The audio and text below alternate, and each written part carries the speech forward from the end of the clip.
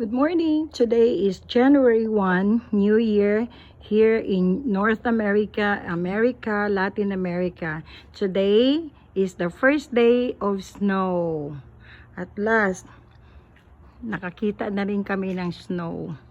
Here it is, ang mga puno, parang Christmas tree. And after the snowfall, medyo warm na siya. Ang weather is mild. It's not very cold. But before the snowfall, malamig. Sobrang lamig. Malamig pa sa freezer.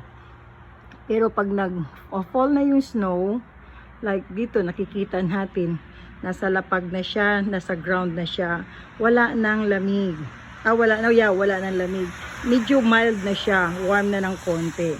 Kaya pwede ka na lumabas ng hindi na naka-gloves. Yan, kikita natin ang snow.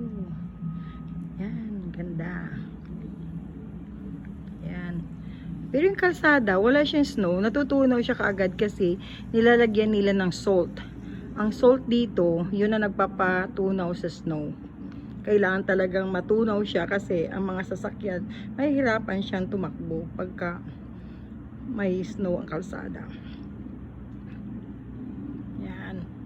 Very nice. Ayan, kita natin. Balik na sa jogging ang mga tao. Ganda. Ayan.